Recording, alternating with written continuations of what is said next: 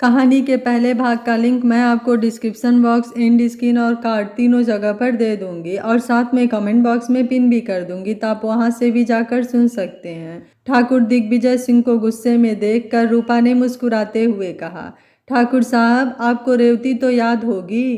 कौन सी रेवती? ठाकुर दिग्विजय सिंह ने गुस्से में कहा। रूपा गुस्से में बोली, क्यों इतनी जल्दी भूल गए ठाकुर साहब रेवती को? रूपा ने ठाकुर दिग्विजय सिंह को गुस्से में घूरते हुए कहा। तब रूपा की बात सुनकर ठाकुर दिग्विजय सिंह ने कुछ सोचते हुए कहा, तुम उस नसनिया रेवती की बात तो नहीं कर रही हो? तो यह सुनकर रूपा गुस्से में बोली, अच्छा हुआ आपको याद तो आया कि रेवती कौन थी। तो ठाकुर साहब, हाँ, मैं उसी नचनिया रेवती की बात कर रही हूँ। तब यह सुनकर ठाकुर दिग्विजय सिंह गुस्से में तिलमिला गए। उसे कुछ समझ में नहीं आ रहा था। वह रूपा की तरफ गुस्से में चिल्लाते हुए बोले, आखिर कहना क्या चाहती हो तुम? यह सुनकर रूपा गुस्से में बोली, जो मैं कहना चाहती हूँ ना, उसे सुनकर तो खुद आपको और यहाँ उपस्थित सभी लोगों को यह पता चल जाएगा कि आपको आपके गुनाहों की सजा देकर मैंने अपने साथ इंसाफ किया है या नहीं। यह सुनकर जज रूपा की तरफ देखते हुए बोले, रूपा, जो कुछ भी है साफ साफ बताओ। तुमने जो गुनाह किया है उसकी सजा तो तुम्हें मिलेगी, लेकिन एक बार हम सब जानना चाहते हैं कि आखिर तुम किस गुनाह की बात कर रही हो और तुमने यह गुनाह क्यों किया है। इसलिए जो भी बात है उसे सच सच बताओ। यह सुनकर रूपा बोली, जज साहब, यह कहते हुए उसने अपने आंसू पोंछ लिए। तब ठाकुर दिग्विजय सिंह गुस्से में तिलमिलाते हुए बोले, अरे यह क्या बताएगी? अपने आप को बचाने के लिए कोई बहाना ढूंढ रही होगी। इस डायन ने मेरे पूरे परिवार को खत्म कर दिया। मैं इसे अपनी आंखों के सामने फांसी पर लटकते हुए देखना चाहता हूँ। जब तक इसे तड़पते हुए नहीं देख लेता तब तक मुझे चैन नहीं मिलेगा। ठाकुर दिग्विजय सिंह गुस्से में चिल्लाते हुए बोले। यह सुनकर जज साहब ने ठाकुर दिग्विजय सिंह की तरफ देखते हुए कहा, हम आपकी तकलीफ को समझ रहे हैं ठाकुर साहब, लेकिन कुछ देर के लिए प्लीज आप शांत रहिए। फिर जज साहब ने रूपा की तरफ देखते हुए कहा, रूपा, बताओ क्या कहना चाहती हो? तुमने क्यों किया ऐसा? क्यों तीन तीन लोगों की जान ले ली? बताओ रूपा। अब वहां उपस्थित सब लोगों की नजरें रूपा की तरफ चली गईं। सब लोग यह जानने के लिए बेताब थे कि आखिर ऐसा कौन सी वजह है जिसकी वजह से मासूम सी दिखने वाली इस रूपा ने बेरहमी से तीन लोगों को मौत के घाट उतार दिया। अब हर कोई रूपा के मुंह से यह सच्चाई जानना चाहता था। तब जज की बात सुनकर रूपा बोली, जज साहब, अगर आप जानना चाहते हैं कि मैंने हत्याएं क्यों की तो आपको इसके पीछे की कहानी जाननी होगी। आपको मेरे जीवन के, मेरे अतीत की सच्चाई जाननी ही होगी, उसके बारे में जानना होगा। तब आपको पता चलेगा कि उन तीन हत्याओं को करके मैंने कोई गुनाह किया है या अपने साथ इंसाफ। यह सुनकर जज साहब बोले, तुम्हें जो कहना है वह हमें बताओ। यह सुनकर रूपा की आंखों में आंसू आ गए, लेकिन फिर उसने अपने आंसुओं को पोंछा और अपने अतीत में खोते हुए बोली, जज साहब, हमारा हंसता खेलता परिवार था।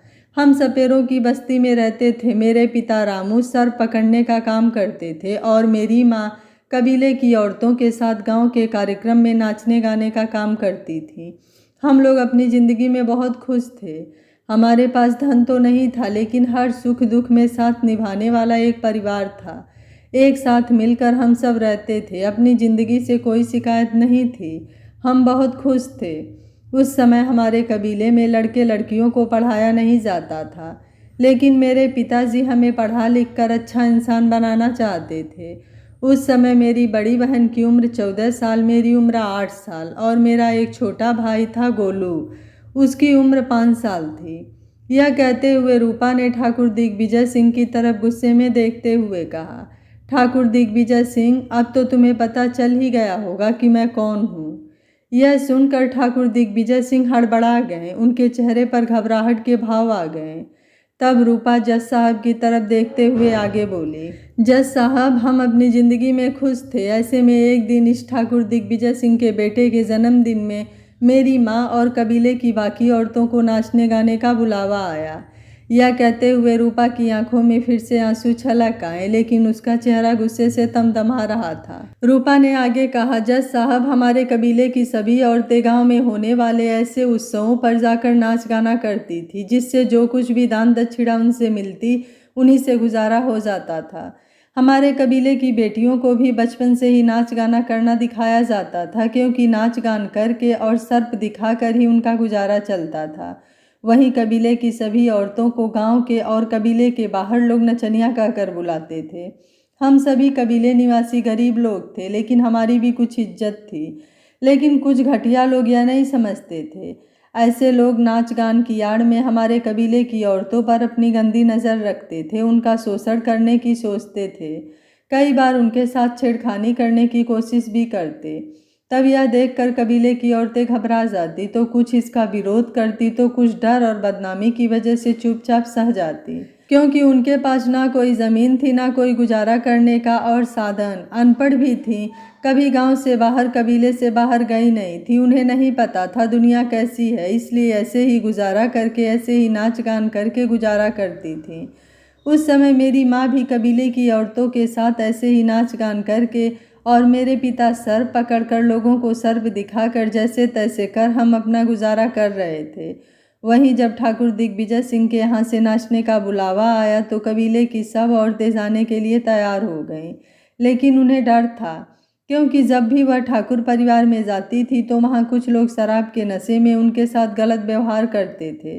लेकिन वहाँ पर जाना उनकी भी मजबूरी थी, क्योंकि ठाकुर दिग्विजय सिंह अपने गांव के मुखिया जो थे और उनकी मर्जी के खिलाफ वह जा नहीं सकती थी। ऐसे में उस समय मेरी माँ और कबीले की कुछ औरतें ठाकुर दिग्विजय सिंह का बुलावा आने पर उनके बेटे के जन्मदिन में नाचने गाने के लिए गईं। वहां जाकर मेरी माँ और कबीले की बाकी औरतों ने इस दुष्ट ठाकुर दिग्विजय सिंह के बेटे के जन्मदिन में जाकर नाच गाने का कार्य किया। उस समय मेरी माँ को कबीले की और औरतों के साथ नाच गान करते देखकर इस ठाकुर दिग्विजय सिंह की मेरी माँ की खूबसूरती को देखकर नीयत खराब हो गई और इसने मेरी माँ के साथ छेड़खानी करने की कोशिश की। तब यह सब देखकर मेरी माँ ने इसका विद्रोह किया और वापस कबीले में लौट आई। वहीं वापस आकर मेरी माँ ने सारी बात मेरे पिताजी को बता दी। मेरे पिता भी यह सुनकर बहुत गुस्से में थे, लेकिन मेरे पिता की भी इतनी औकात नहीं थी कि इस ठाकुर दिग्विजय सिंह के सामने जाकर इससे कुछ कह सकें। वह गरीब थे, कोई उनकी सुनने वाला नहीं था। ठाकुर दिग्विजय सिंह का सामना करना यानी अपने परिवार को मुसीबत में डालने जैसा था, इसलिए वह गुस्से में तिलमिला कर रह गए। वहीं ठाकुर दिग्विजय सिंह की हवेली पर से मेरी माँ कबीले की औरतों के साथ वापस बिना कुछ लिए ही भागकर अपने कबीले में लौट आई थी। लेकिन ठाकुर दिग्विजय सिंह तो पहली नज़र में ही उसे अपने शिकार बनाना चाहते थे। यह कहते हुए रूपा ने गुस्से में ठाकुर दिग्विजय सिंह की तरफ देखा। वहीं ठाकुर दिग्विजय सिंह ने जैसे ही यह सुना तो उनके चेहरे पर घबराहट के भाव उभर आए। इस पर ठाकुर दिग्विजय सिंह ने अपने कुछ आदमी मेरी माँ को हमारे कबीले पर वापस हवेली बुलाने के लिए भेजे। तब यह जानकर मेरी माँ ने हवेली जाने से साफ इनकार कर दिया। वहीं मेरे पिता ने गुस्से में ठाकुर दिग्विजय सिंह के आदमियों को वापस लौटने के लिए कह दिया। जब ठाकुर दिग्विजय सिंह के आदमियों ने इन्हें आकर बताया कि मेरी माँ ने आने के लिए मना कर दिया और मेरे पिता के इस तरह आदमियों को खाली हाथ लौट आने पर ठाकुर दिग्विजय सिंह बहुत गुस्सा हो गए। उस समय ठाकुर दिग्विजय सिंह को ऐसा लगा जैसे मेरी माँ ने मना करके इनके गाल पर कोई तमाचा मारा हो और मेरे बाबू शाह ने इसके आदमियों को खाली हाथ लौटाकर जैसे इनकी शान पर उंगली उठाने की जुर्रत की हो। वहीं जब अदालत में उपस्थित लोगों ने यह सुना तो सबकी नज़र ठाकुर दिग्विजय सिंह की तरफ उठ गई। वहीं अब ठाकुर साहब काफ़ी घबराए हुए थे। वह बोलने की कोशिश कर रहे थे लेकिन कुछ बोल नहीं पा रहे थे। तब रूपा आगे बोली, जज साहब, इस दुष्ट की नज़र में गरीब की कोई इज्जत नहीं होती। गरीब औरत का कोई मान मर्यादा, उसकी कोई कीमत नहीं थी। इसे तो बस अपनी हवस पूरी करनी थी। यह ठाकुर दिग्विजय सिंह कभी यह सहन नहीं कर सकते थे कि कोई कबीले की औरत इनके हुक्म को मानने से इनकार करे। कोई कबीले का आदमी इसके हुक्म के खिलाफ जाए, यह कभी भी सहन नहीं कर सकते थे। जिस वजह से गुस्से में दंदनाते हुए दिग्विजय सिंह अपने भाई रणविजय सिंह और कुछ आदमियों को लेकर हमारे कबीले पर पहुंच गए। वहां जाकर उन्होंने मेरी माँ के साथ जबरदस्ती करने की, अपने साथ हवेली ले जाने की कोशिश की, लेकिन माँ इनकी बात का विरोध कर रही थी। वह किसी भी कीमत पर उनके साथ जाने के लिए तैयार नहीं थी। जब मेरे पिता ने मेरी माँ की मदद करनी चाहिए तो ठाकुर दिग्विजय सिंह की बातों का विद्रोह किया और मेरी माँ को हवेली भेजने से साफ इनकार कर दिया। तो यह देखकर ठाकुर दिग्विजय सिंह और इनका भाई रणविजय सिंह दोनों गुस्से से तिलमिला उठे। उनके इशारे पर इनके लोगों ने मेरे बाबा शाह को बेरहमी से तब तक डंडे एवं लाठियों से मारा जब तक दर्द से चीखते चिल्लाते हुए तड़पते हुए उनकी मौत न हो गई। वहीं जब मेरे मासूम भाई ने मेरे पिता को पीटते हुए देखा तो वह रोता हुआ उससे जाकर चिपक गया। उस समय इन घटिया लोगों का हृदय एक पल भी नहीं कांपा और तब इन हरामियों ने उसे भी पीट पीट कर मार डाला। वहीं हम दोनों बहनें चुपचाप डरे सहमे से एक कोने में खड़े होकर यह सब होता हुआ देख रहे थे। उस समय यह सब कुछ होता हुआ देखकर हम काफ़ी डर गए थे। वहीं अपनी आंखों के सामने अपने पति और बेटे की लाश को देखकर मेरी माँ धम से ज़मीन पर बैठ गई। उसकी आंखों से आंसू बह रहे थे। उन राक्षसों की हंसी चारों तरफ गूंज रही थी। तब इस ठाकुर दिग्विजय सिंह और इसके भाई ने मेरी माँ के साथ जबरदस्ती करने की कोशिश की। सभी कबीले के लोगों के सामने उसके कपड़े फाड़ने की कोशिश की और उसे गंदी गंदी गालियाँ देते हुए घसीटने लगे। तब यह देखकर मेरी माँ गुस्से में उठ खड़ी हुई और अपनी इज्जत बचाने के लिए मेरे माँ ने पास में ही पड़े एक चाकू को अपने पेट में घोंप लिया और तड़पते हुए वहीं पर गिर गई। कुछ ही देर में उसने इसी तरह तड़पते हुए अपनी जान दे दी। अपनी इज्जत अपनी मान मर्यादा को बचाने के लिए उसने आत्महत्या कर ली। उस समय कबीले के सब लोग खड़े होकर तमाशा देख रहे थे, लेकिन इनके डर की वजह से किसी ने भी आगे आकर हमें बचाने की कोशिश नहीं की। कबीले वाले आंसू बहाने के सिवाय कुछ भी नहीं कर पा रहे थे, क्योंकि उन्हें पता था ठाकुर दिग्विजय सिंह से सामना करना अपनी मौत को गले लगाना है।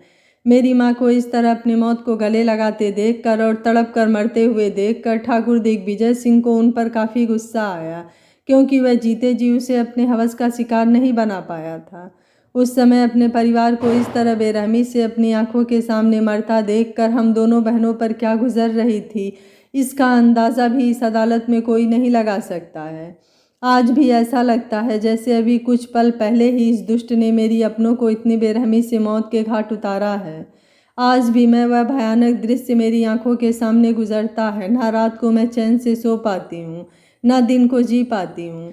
हमेशा वही दृश्य उसी तरह से मेरी आंखों के सामने मंडराता रहता है। मैं बता नहीं सकती कितना दर्द भरा और भयानक दर्द था वह। यह कहते हुए रूपा की आंखों से अंगारे बरसने लगे, लेकिन वह अपनी कहानी आगे बताती रही। वह बोली, जज साहब, तब मौत का तांडव मचाकर ठाकुर दिग्विजय सिंह एक शैतानी हंसी हंसते हुए अपने भाई के साथ वापस लौट आया। लेकिन इसके मन में एक मलाल था और वह यह था कि यह मेरी माँ को नहीं पा सका, उसे अपनी हवस का शिकार नहीं बना सका। अगर इस दरिंदे का बस चलता ना तो वो मेरी माँ के लाश के साथ भी अपनी दरिंदगी करने से बाज न आता। जब यह ठाकुर दिग्विजय सिंह अपने आदमियों के साथ वहां से चला गया तब कबीले वासियों ने आकर हम दोनों बहनों को संभाला। उस समय मेरी दादी वहां पर नहीं थी, जिसकी वजह से उनकी जान बच गई, क्योंकि मेरी दादी गांव की कुछ बुजुर्ग औरतों के साथ जंगल से इकट्ठी की हुई जड़ी बूटियां बेचने के लिए आस पड़ोस के गाँव में गई हुई थी। जब वह वापस आई तो अपनी आंखों के सामने अपने परिवार को तबाह होते देखकर दहाड़े मार मार कर रो पड़ी। उस समय उन पर क्या गुजर रही थी यह कोई नहीं समझ सकता था। अपनी आंखों के सामने अपने जवान बेटे, जवान बहू और अपने इकलौते पोते की अर्थी उठते हुए देखकर वह अपनी सुध बुध खो बैठी थी। लेकिन हम दोनों बहनों को देखकर उसने अपने आप को संभाला। दोनों बहनों को सीने से लगाए वह फूट फूट कर रोती रही। तब कबीले वासियों ने मिलकर एक साथ एक ही अर्थी में मेरे माँ, मेरे पिता और मेरे भाई का अंतिम संस्कार कर दिया। इस ठाकुर दिग्विजय सिंह और इसके भाई रणविजय सिंह की हवस की वजह से हम दोनों बहनें अनाथ हो गई थी। हमारे माता पिता का साया हमारे ऊपर से छिन गया। एक बूढ़ी विधवा बेसहारा माँ से उसके बुढ़ापे का सहारा, उसका बेटा, उसका परिवार छिन गया था। उस समय हम दोनों बहनें इतने ज़्यादा डर चुके थे कि कुछ बोल नहीं पा रहे थे। हम तो अपनी सुध बुध खो बैठे थे, डर की वजह से ठीक से रो भी नहीं पा रही थी। पल भर में इस हैवान की वजह से, इसकी हैवानियत की वजह से हमारी हंसती खेलती दुनिया हमारी आंखों के सामने उजड़ गई थी। इस राक्षस ने जो हैवानियत की थी उसकी वजह से मेरे माता पिता की मौत की वजह से पूरे कबीले में शोक की लहर दौड़ गई थी। इस घटिया इंसान के लिए यह एक मामूली सी घटना थी, अपने मन को बहलाने का एक मनोरंजन था, लेकिन हमारी तो दुनिया ही बदल गई थी। अब कबीले के सभी लोग काफ़ी डर चुके थे। उन बिचारों में तो इतनी हिम्मत भी नहीं थी कि मातम मनाने के लिए जी भर कर खुलकर रो सकें। इन दरिंदों के डर की वजह से ना वह खुलकर रो सकते थे, ना कुछ बोल सकते थे। सभी लोग घबराहट के मारे दबे मुंह से अपनी बात कर रहे थे। उस समय किसी में इतनी हिम्मत नहीं थी कि खुलकर कोई बात कह सके। यहाँ तक कि कबीले के लोग कबीले से बाहर किसी से इस बारे में डर की वजह से बात भी नहीं कर पा रहे थे, जिसकी वजह से यह बात कबीले में ही दबकर रह गई। इस ठाकुर दिग्विजय सिंह और इसके भाई की वजह से मेरा हंसता खेलता परिवार तबाह हो गया। हम लोग इनके डर की वजह से पुलिस में रिपोर्ट नहीं करवा सकते थे, क्योंकि कबीले का कोई भी सदस्य हमारा साथ देने के लिए तैयार नहीं था। हम दोनों बहनें छोटी थी, अकेले बूढ़ी दादी थी, इन सब के बारे में कुछ नहीं जानती थी। और फिर हमारी तरफ देखकर वो चाह कर भी कुछ ना कर सकी और हमारी खुशी के लिए, हमारे लालन पोषण के लिए घुट घुट कर जीती रहीं। इस घटना के बाद कबीलेवासी काफ़ी डर चुके थे। उन लोगों ने तो चाहा था कि वे लोग अपने कबीले को लेकर यहाँ से दूर कहीं दूसरी जगह चले जाएं, लेकिन ठाकुर दिग्विजय सिंह ने उन्हें सख्त चेतावनी दे दी कि अगर किसी ने भी यहाँ से जाने की कोशिश की तो मौत के घाट उतार दिया जाएगा, जिसके डर की वजह से सब कबीलेवासी घुट घुट कर जीने के लिए मजबूर हो गए। अब कबीले की औरतें बाहर जाकर नाच गान करने से डरने लगी थीं। अब हर समय सभी कबीलेवासियों को एक अनजाना सा डर सताता रहता था। ना वे लोग डर की वजह से ठीक से खा पाते थे और ना ही पी पाते थे, ना सो पाते थे, ना जाग पाते थे। अब कबीले का हर सदस्य एक डर के साए में जी रहा था। हर समय उन्हें डर सताता रहता था, पता नहीं कब क्या हो जाए। वहीं उस हादसे के बाद ठाकुर दिग्विजय सिंह की हिम्मत और बढ़ गई थी। उसे पता चल गया था कि चाहे वह कुछ भी करे, लेकिन कबीले को लोग उसके खिलाफ तू तक नहीं बोल पाएंगे। अब इस घटिया इंसान की नज़रों में कबीले की बहू बेटियां एक खिलौने की तरह हो गई थी, जिसे एक रात के लिए खेल कर यह हैवान उनकी ज़िंदगी बर्बाद करके हमेशा के लिए घुट घुट कर जीने के लिए छोड़ देता। अपने साथ यह सब कुछ होते हुए देखकर भी कबीले की बहू बेटियां डर की वजह से कुछ कह नहीं पाईं और घुट घुट कर जीने के लिए मजबूर हो गईं। अपनी इज्जत लुट जाने पर कई औरतों ने तो अपनी जान देने की सोची। उनका हर पल मरने को जी चाहा था, लेकिन अपने परिवार, अपने मासूम बच्चों की तरफ देखकर मर भी ना सकी। इस तरह ठाकुर दिग्विजय सिंह ने उस कबीले को एक कोटा बना दिया था, एक ऐसा कोटा जहां पर औरतें जिंदा लाश की तरह रहती थीं। जिस दिन इनका मन करता उसी दिन अपने किसी बंदे को भेज देता किसी औरत को लेकर आने के लिए, और इसकी डर की वजह से कोई कुछ भी नहीं कह पाता। इस ठाकुर की नज़रों में, इसके भाई की नज़रों में, इसके बेटी की नज़रों में कबीले की औरतें सिर्फ एक खिलौना थी और कुछ नहीं। अब तो धीरे धीरे कबीले के सब लोगों ने इसे अपनी नियति मान लिया था। वो बेचारे सीधे साधे अनपढ़ लोग थे, कानून की उन्हें इतनी समझ नहीं थी। ठाकुर दिग्विजय सिंह उनकी नज़रों में उनका कानून था। उन्हें डर था कि अगर उन्होंने उसके खिलाफ आवाज़ उठाने की कोशिश की तो कहीं मेरे माँ बाप की तरह उनका हाल भी वही न हो जाए, जिसकी वजह से कोई कुछ कह नहीं पाता था। हमारे कबीले की बहू बेटियों की इज्जत सरेआम इसकी हवेली में नीलाम हो रही थी और सब लोग देखते हुए भी कोई कुछ नहीं कर पा रहा था। वहीं कबीले के लोग तो इतने डरे हुए थे कि कबीले में क्या हो रहा है इस बात की भनक कबीले से बाहर किसी को लगने तक नहीं देते, क्योंकि ठाकुर दिग्विजय सिंह का डर ही इतना था। तब यह सब देखकर हमारी दादी हमारे बारे में सोचकर काफ़ी चिंतित हो उठती। अब मेरी दादी को हमारी चिंता सताने लगी कि अगर किसी दिन ठाकुर के आदमियों की नज़र हम पर पड़ गई तो क्या होगा, क्योंकि समय हो जाने के साथ मेरी बहन भी जवान होने लगी थी और मैं भी बड़ी हो रही थी। तब काफ़ी सोच विचार कर मेरी दादी ने उसके गांव में एक स्कूल के टीचर, जिसे मेरी दादी के बारे में सब कुछ जानकर उस पर काफ़ी तरस आता था, उस टीचर की सहायता से अनाथ आश्रम में भेज दिया और मेरी बड़ी बहन के साथ जैसे तैसे गुजारा कर रही थी। मेरी दादी तो मेरी बड़ी बहन को भी अपने से दूर भेजना चाहती थी, लेकिन मेरी बहन उन्हें अकेला छोड़कर जाना नहीं चाहती थी, जिस वजह से दोनों दादी पोती वहीं पर रहने लगी। मेरी दादी मेरी बहन को बहुत कम घर से निकलने देती थी। वह नहीं चाहती थी कि किसी दिन इस दुष्ट के आदमियों की नज़र उनके ऊपर पड़ जाए। लेकिन उसके इस घटिया बेटे वीर और उसके दोस्त नरेश ने एक दिन मेरी बहन को देख लिया और इनकी नीयत बदल गई। तब उन लोगों ने उसका अपहरण कर लिया और उसके साथ रेप कर गला घोट कर उसकी हत्या कर दी। और जब भी उनका मन नहीं भरा तो उन लोगों ने मिट्टी का तेल छिड़क कर मेरी बहन को आग लगा दी। जब कबीले वासियों को मेरी बहन के गुमशुदा होने की भनक लगी तो सभी उन्हें ढूंढने लगे। तो कबीले से दूर एक जंगल के पास मेरी बहन की आधी जली लाश मिली, जिसे देखकर मेरी दादी अपनी सुध बुध खो बैठी। तब कबीले के लोगों को यह समझते देर नहीं लगी कि यह किसने किया है, क्योंकि कबीले के एक छोटी सी बच्ची ने मेरी बहन का अपहरण करते हुए उसके इस नालायक बेटे को और उसके उस कमीने दोस्त को देख लिया था।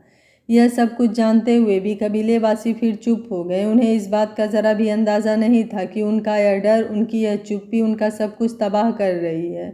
यह सब मेरी दादी सहन नहीं कर पाई और इस सदमे से उनकी मौत हो गई। मेरा अब कोई नहीं बचा था जो मेरे सिर पर प्यार से अपना हाथ भी रख सके। अपनी आंखों के सामने अपने पूरे परिवार को मौत के मुंह में जाते देखकर मुझ पर क्या गुजरी थी यह उस समय मैं ही जानती थी। पूरी तरह तोड़कर रख दिया था इन घटनाओं ने मुझे। इस ठाकुर खानदान ने अपनी हवस की पूर्ति के लिए एक हंसते खेलते परिवार को बर्बाद कर दिया था। सारी सच्चाई जानने पर कहीं मेरे साथ भी वही सब कुछ ना हो जो मेरी दीदी के साथ हुआ। जब यह सब मुझे पता चला तो मैं चाहकर भी गांव नहीं आ सकी, लेकिन मेरे परिवार के साथ जो कुछ भी हुआ उसे मैं भूल नहीं पा रही थी। तब मैंने अपनी बहन और अपने परिवार की कसम खाकर यह शपथ ली कि जिस तरह इन ठाकुर दिग्विजय सिंह ने मेरे परिवार को तबाह किया है उसी तरह इनके परिवार को भी तबाह कर दूंगी।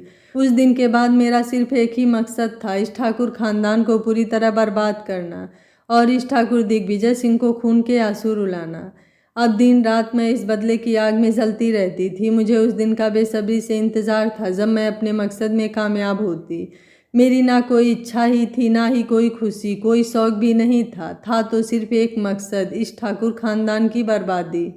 फिर मेरी किस्मत से मेरी नियुक्ति भी इसी गांव में हो गई तो मेरा काम और भी आसान हो गया, क्योंकि मैं जब 9 साल की थी तब इस गांव को छोड़कर अनाथ आश्रम में गई थी। इसलिए गांव में भी कोई मुझे इतने लंबे समय बाद पहचानता नहीं था।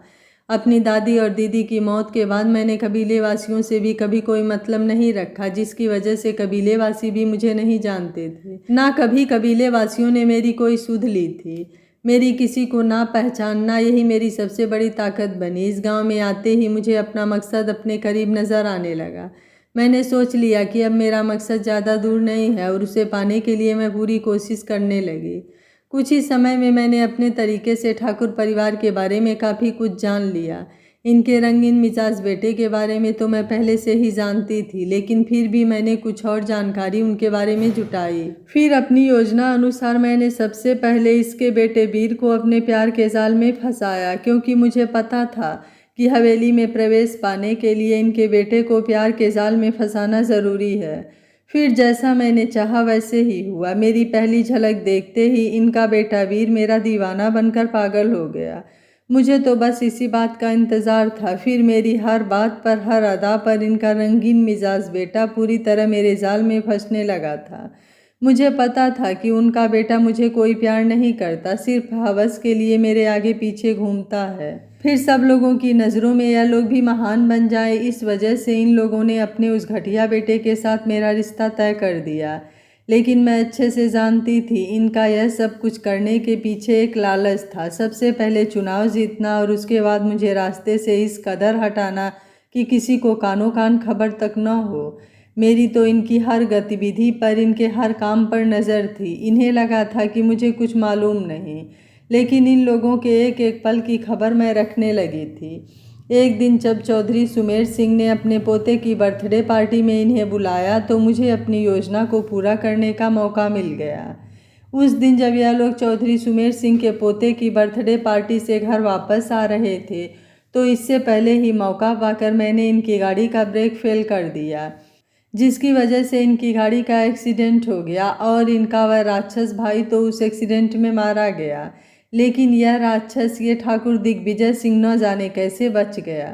तब इस राक्षस के जिंदा बचने पर मुझे दुख नहीं खुशी हुई, क्योंकि मैं खुद चाहती थी कि यह अपनी आंखों से अपने परिवार को इस तरह तड़पते हुए, मरते हुए देखे। तब इसे महसूस हो कि दूसरों को तकलीफ देने पर कैसा लगता है। मेरा एक दुश्मन, इसका भाई रणविजय सिंह, वह तो बेमौत मारा गया था, लेकिन मेरा बदला भी पूरा नहीं हुआ था। अभी तो मुझे और भी लोगों से बदला लेना था। इसलिए मैंने अपनी दूसरी योजना को पूरा करने के लिए एक रास्ता और निकाल लिया। तब मैंने वीर की ही तरह नरेश को भी अपने प्यार के जाल में फंसाया और उसे यह विश्वास दिलाया कि मैं वीर से नहीं, उससे प्यार करती हूँ। इतना कहते ही नरेश तो मेरे प्यार में पागल हो गया था। उसका कहना था कि उसकी नज़र हमेशा से ही मुझ पर थी। तब मैं भी तो यही चाहती थी, उसे अपनी जाल में फंसाना। मैंने उसे पूरी तरह यह भरोसा दिला दिया कि मैं सिर्फ उससे प्यार करती हूँ और वह भी अपने दोस्त को धोखा देने के लिए तैयार हो गया, क्योंकि वह किसी भी कीमत पर मुझे पाना चाहता था। तब मैंने उसे अपने प्यार का वास्ता देकर रात में उस खेत में मिलने बुलाया और मौका पाकर उसकी हत्या कर दी। उसके बाद मैं वापस आकर सो गई। किसी को इस बारे में कानो कान खबर तक नहीं हुई।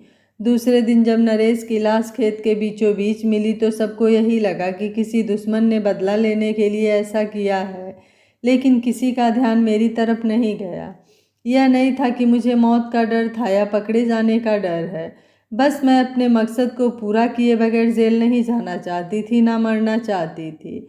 अब मेरा मकसद था वीर से बदला लेना। मैं अब सोचने लगी कि उस राक्षस वीर को कैसे अपने रास्ते से हटाया जाए।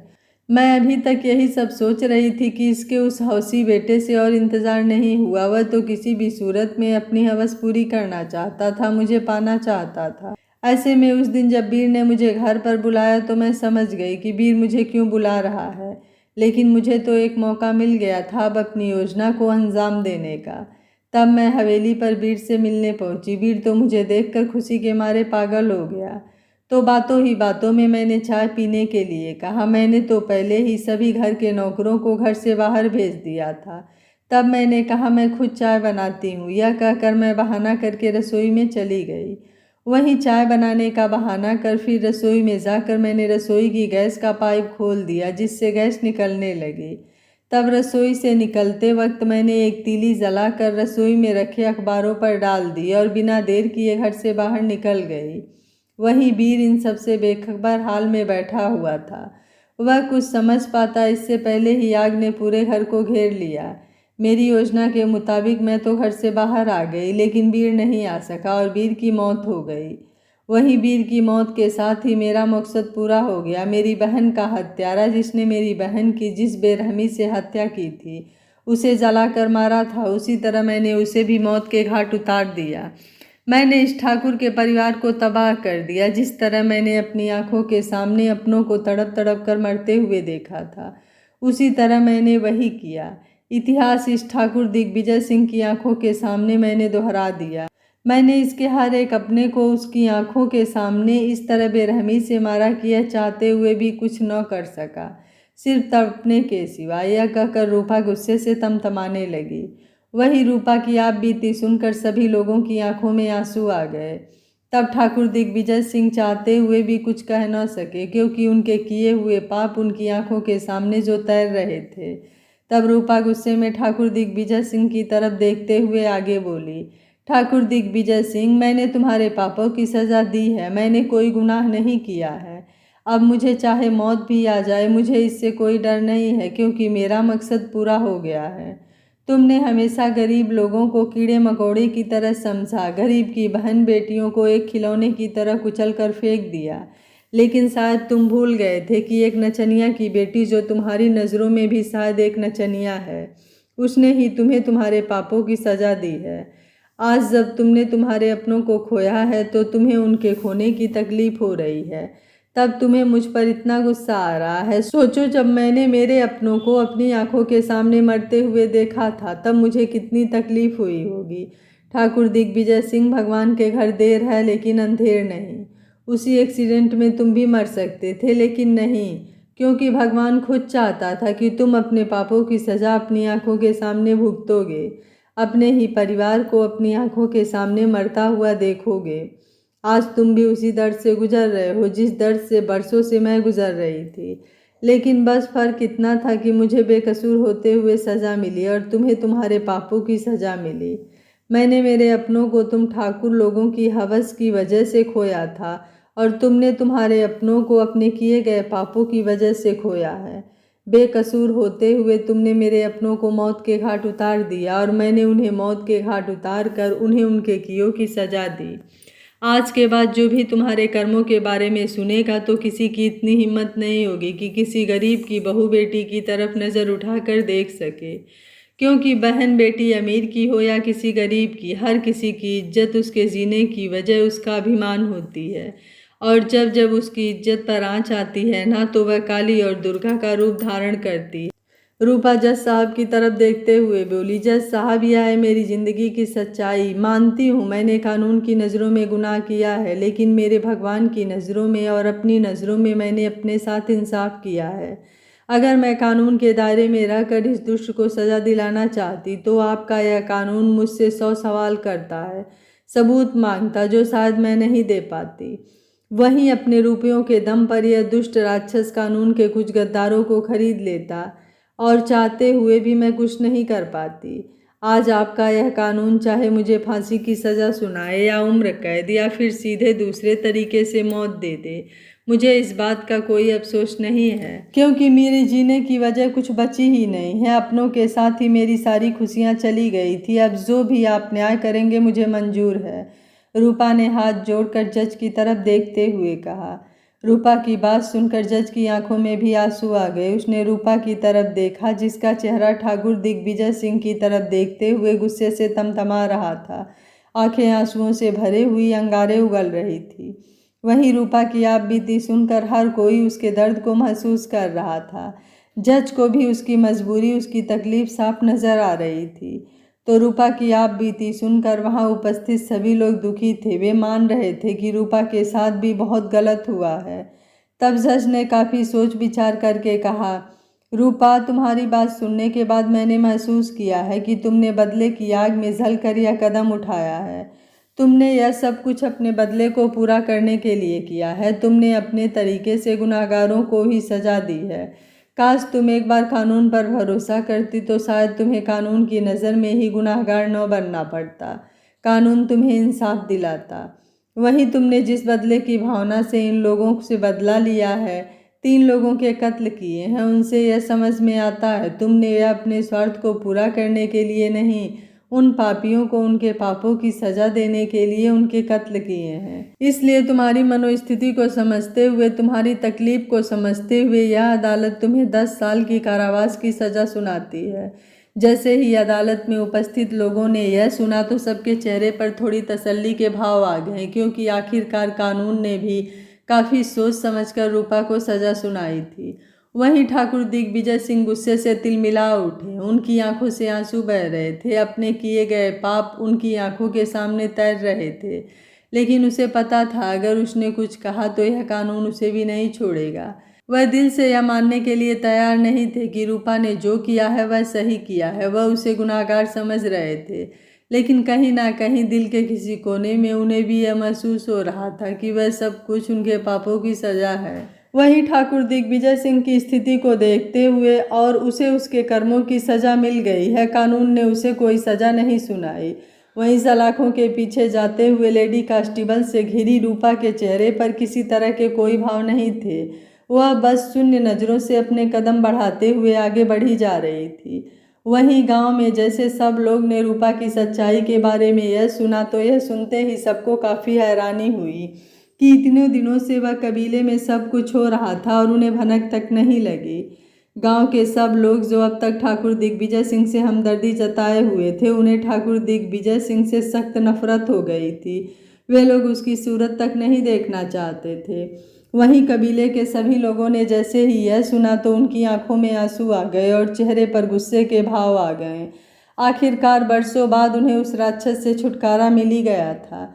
फिर कबीले के सब लोग रूपा से मिलने जेल पहुँचे, लेकिन उन्हें रूपा से मिलने नहीं दिया गया। अब कबीले के सब लोग रूपा का एहसान मान रहे थे। उसने अपनी ज़िंदगी की परवाह ना करते हुए उन कातिलों को उनके किए की सज़ा दे दी, साथ में ही उन्हें इस नर्क से छुटकारा दिला दिया। साथ में ही उन्हें यह सोचकर पछतावा हो रहा था कि अगर बरसों पहले उन्होंने हिम्मत की होती, एकजुट होकर ठाकुर का सामना किया होता, तो रूपा के माता पिता भाई बहन के साथ में वह सब कुछ न हुआ होता।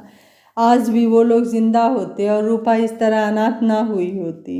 इसके साथ ही उन लोगों को भी इतने दिन नर्क से बदतर जिंदगी न जीनी पड़ती। एक अकेली रूपा अगर अन्याय के खिलाफ लड़ सकती है तो फिर वह लोग क्यों नहीं लड़ सकते। अब आगे उन लोगों ने फैसला किया कि चाहे जो भी हो जाए, अब वह लोग डरेंगे नहीं, हर अन्याय के खिलाफ डटकर मुकाबला करेंगे। अब उन्हें समझ में आ चुका था कि अन्याय करने वाले से डर कर घुट घुट कर जीने से जिंदगी नर्क से बदतर बन जाती है, लेकिन अन्याय के खिलाफ लड़ने से उन्हें उससे मुक्ति मिल सकती है। वहीं रूपा ने जिस तरह ठाकुर सिंह को उसके कर्मों की सजा दी थी, उसे देखकर उन लोगों को समझ में आ गया था कि किसी भी अन्याय के खिलाफ लड़ने के लिए ताकत की, पैसों की ज़रूरत नहीं होती, सिर्फ मन में एक हिम्मत और साहस होना चाहिए। इसके साथ में ही रूपा का उदाहरण देखकर उन्होंने अपनी बेटियों को, अपने कबीले की औरतों को पढ़ा लिखा कर शिक्षित करने का फैसला किया, जिससे वे आगे चलकर अपने साथ होने वाले अन्याय के खिलाफ डटकर मुकाबला कर सकें। अब उन कबीले वासियों ने अपनी बेटियों को आगे बढ़ाने के लिए, उन्हें ऐसी घिसी पिटी जिंदगी से छुटकारा देने के लिए अपनी बेटियों को पढ़ाना तय किया। उन लोगों ने सोच लिया था कि इस तरह नाच गाना करके, भीख मांग कर, सर्प का तमाशा दिखाकर जीवन यापन करने से अच्छा है पढ़ लिख कर कोई रोजगार प्राप्त किया जाए। अब उन लोगों में रूपा की वजह से जागरूकता की एक लहर आ गई थी, जो बरसों से जी रहे उस गुलामी की जिंदगी से एक आज़ादी की हवा घोल रही थी। वहीं कई दिनों तक कबीले के लोग रूपा से मिलने आते रहे। आखिरकार उन्हें रूपा से मिलने दिया गया, लेकिन कुछ ही समय के लिए। वहीं रूपा को जब उन्होंने धन्यवाद दिया तो रूपा की आंखों में आंसू छलक आए। उसने कहा कि अगर उन लोगों ने पहले हिम्मत की होती तो उसे यह सब कुछ न करना पड़ता, ना ही इतने बुरे दिन देखने पड़ते। यह सुनकर कबीले वासियों ने अपने किए पर उससे माफ़ी मांगी और वादा किया कि आगे से वह लोग अपने साथ होने वाले अन्याय के खिलाफ मुकाबला करेंगे। वहीं रूपा भी यही चाहती थी कि अब कबीले की लड़कियां पढ़ लिख कर मुकाम हासिल करें। तब सभी कबीले वासियों ने रूपा से वादा किया कि अब वह लोग अपनी पुरानी नरक भरी जिंदगी को छोड़कर आगे बढ़ेंगे और पढ़ लिख कर अपने बच्चों का भविष्य बेहतर करेंगे। इसके साथ ही अपने साथ होने वाले हर अन्याय के खिलाफ डटकर मुकाबला करेंगे। यह सुनकर रूपा के चेहरे पर मुस्कान आ गई। 10 साल बाद आज रूपा की रिहाई का दिन है। जेल से निकलते ही रूपा की नज़र सामने खड़े विनय पर पड़ी। विनय उसके साथ स्कूल और कॉलेज का सहपाठी था। वह रूपा को बहुत पसंद करता था और उससे प्यार भी करता था। तब विनय को वहां खड़ा देखकर रूपा उससे नज़र बचाकर जाने लगी। तब विनय की आवाज़ सुनकर रूपा रुक गई। उसने हाथ बढ़ाते हुए विनय की तरफ देखा। विनय उसके पास आकर मुस्कुराते हुए कहा, अरे बहुत इंतज़ार कराया और जब इंतज़ार खत्म हुआ तो बचकर जा रही हो। यह सुनकर रूपा हैरानी से विनय को देखने लगी तो विनय ने रूपा के कंधे पर हाथ रखकर कहा, रूपा, मैं तुम्हें दुनिया की तरह गलत नहीं मानता।